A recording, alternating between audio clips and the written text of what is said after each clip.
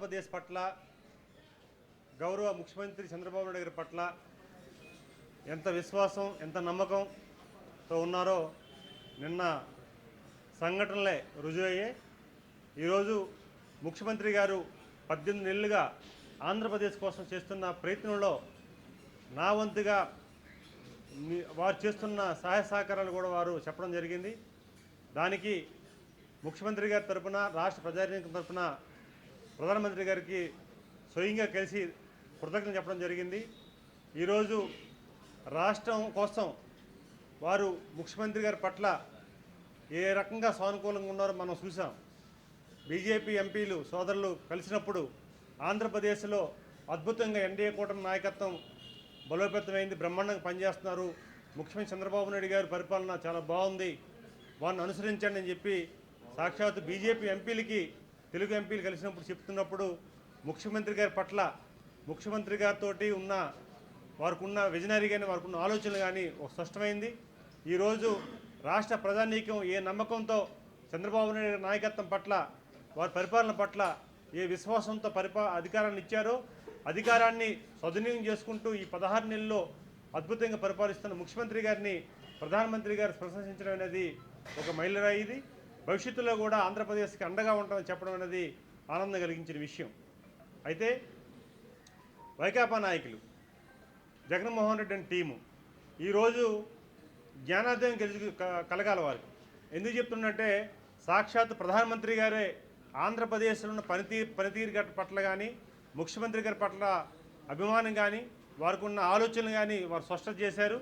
ఇప్పుడు ఈ రాష్ట్రం దేశంలోనే మంచి గ్రోత్గా అవుతుంది, మంచి అభివృద్ధి వైపు వెళ్తుంది అని సాక్షాత్తు ప్రధానమంత్రి గారు చెప్పడం వారికి జ్ఞానోదయం కలగాల్సిన అవసరం ఉంది.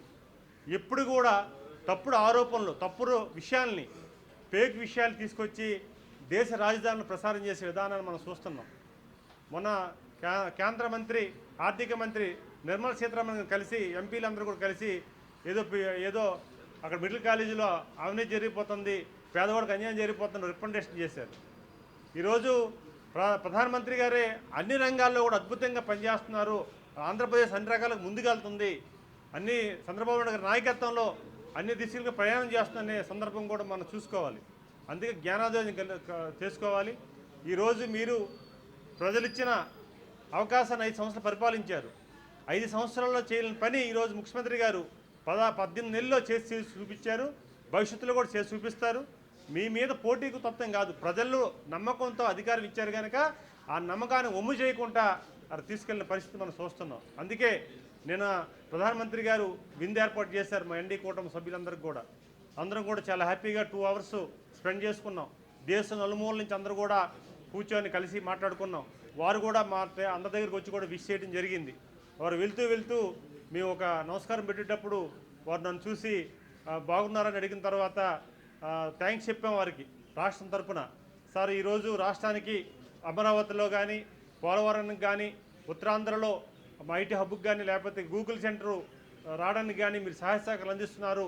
మా ముఖ్యమంత్రి గారి తరఫున మా రాష్ట్ర ప్రధానికం తరఫున మీకు ప్రత్యేకమైన కృతజ్ఞతలు తెలియజేసుకుంటామంటే వారు మాట చెప్పారు భుజం తట్టి. ఖచ్చితంగా రేపు ఆంధ్రప్రదేశ్ భవిష్యత్తులో మంచి గ్రోత్గా అవబోతుంది, అభివృద్ధి వైపు వెళ్ళబోతుంది, ఇంకా వెళ్ళబోతుంది, పరిపాలన అద్భుతంగా ఉందని చెప్పడం చాలా ఆనందం కలిగింది. ఒక ఆంధ్రుడిగా చాలా ఆనందం పడుతున్నాం. ఈరోజు గౌరవ ముఖ్యమంత్రి గారు పడుతున్న తపన కానీ వారు పడుతున్న కృషి కానీ లేకపోతే వారి విజనరీ కానీ వారు మాకు విధిపోతు చేసే సందర్భాలు కానీ మాకు గుర్తొస్తున్నాయి. ఎందుకంటే ప్రజలు అధికారం ఇస్తారంటే బాధ్యతతో పనిచేయాలి, అధికారం కాదు ఇది బాధ్యత, మనకు వచ్చిన పదవి అని చెప్పినప్పుడు మాకు మరింత ఉత్సాహం కలిగింది.